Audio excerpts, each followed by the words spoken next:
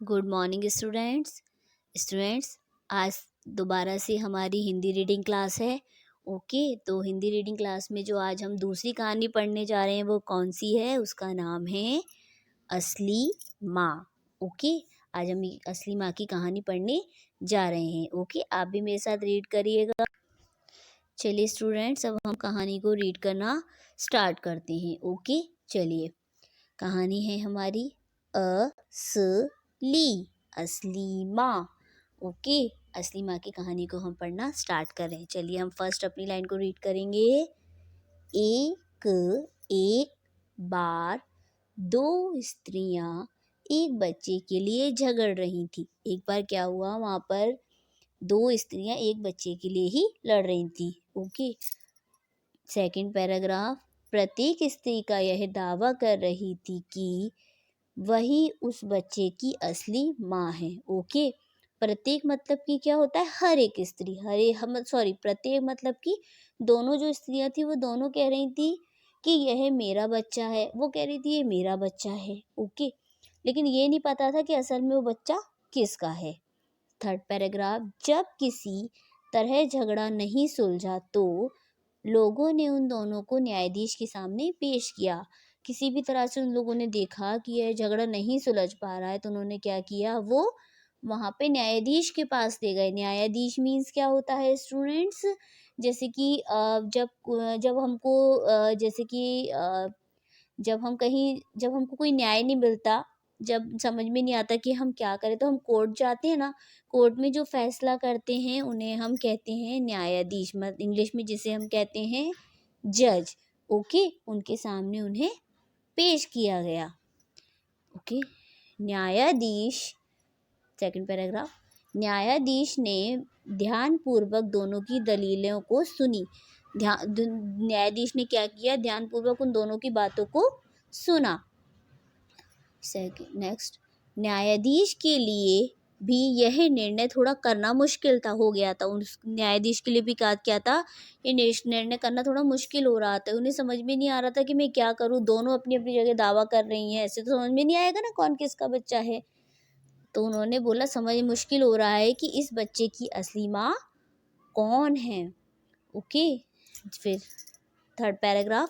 न्यायाधीश ने सोच विचार कर कहा, न्यायाधीश एकदम सोचने लगे। फिर उन्होंने कहा, आखिरकार उसे एक उपाय सूझा। उसे एक उपाय आया कि अब क्या करना चाहिए इन दोनों के लिए।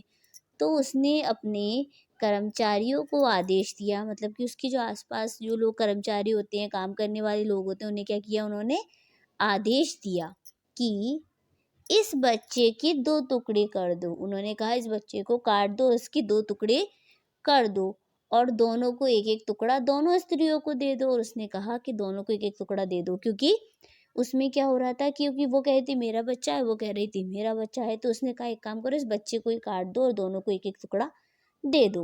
ओके, तो उसमें क्या हुआ फिर, न्यायाधीश का आदेश सुनकर उनमें से एक स्त्री धाड़ मारकर रोते हुए कहा, एक मतलब न्यायाधीश की उसने ये बात सुनकर कहा कि नहीं नहीं नहीं, ऐसा जुल्म नहीं करिए। उसने कहा कि ऐसा जुल्म नहीं करिए, जुल्म नहीं, मत करो, दया करो सरकार। उसने बोला दया करो सरकार, ऐसा जुल्म मत करो, भले ही यह बच्चा इसी स्त्री को दे दो। उन्होंने बोला भले से मेरा यह बच्चा इस स्त्री को दे दो, लेकिन मेरे लाल को जिंदा रहने दो। उन्होंने कहा लेकिन मेरे बच्चे को जिंदा रहने दो और भले से तुम मेरा बच्चे को इस स्त्री को दे दो। ओके, मैं बच्चे पर अपना दावा छोड़ देती हूँ। उसने कहा मैं अपने बच्चे पर अपना दावा छोड़ देती हूँ, क्योंकि अब मुझे कोई दावा नहीं करना है कि यह बच्चा मेरा है, यह बच्चा मेरा है। पर दूसरी स्त्री कुछ नहीं बोली। दूसरी स्थिति वो उसने कुछ भी नहीं बोला, वो चुपचाप खड़ी रही और एक रोने लगी कि नहीं मेरे बच्चे को नहीं मारना। वह चुपचाप सब देखती रही और वह चुपचाप सब देखती रही। अब चतुर न्यायाधीश को मालूम हो गया था कि बच्चे की असली माँ कौन है। फिर वो न्यायाधीश मतलब जो जज था, उसे समझ में आ गया था कि इसकी माँ असली माँ कौन है। उसने उसने बच्चा उस स्त्री को सौंप दिया। उसने जो रो रही थी स्त्री, जो बोल रही थी ना कि अरे मेरे बच्चे को इस स्त्री को दे दो, लेकिन मेरे बच्चों को मारो नहीं, तो उसने उस स्त्री को सौंप दिया, जो उस पर अपना दावा छोड़ने के लिए तैयार थी, जो उस पर अपना दावा छोड़ने के लिए तैयार थी। क्यों तैयार थी वो? क्योंकि वो उसको लग रहा था कि ये न्यायाधीश नहीं तो मेरे बच्चे को मार देंगे और ये बच्चा मेरा बेफालतू में मर जाएगा, इसलिए मैं दावा छोड़ देती हूँ और मैं इसके साथ अपने बच्चे को जाने देती हूँ। उसने दूसरी स्त्री को जेल भेज दिया और उसने क्या किया, न्यायाधीश ने क्या किया, न्यायाधीश समझ गया कि ये इसकी असली माँ नहीं है, तो उसने क्या किया, उसकी स्त्री को उसके जेल में भेज दिया। दूसरी जो स्त्री थी उसकी माँ को उसके अपने बच्चे को दे दिया और उस स्त्री को जेल भेज दिया।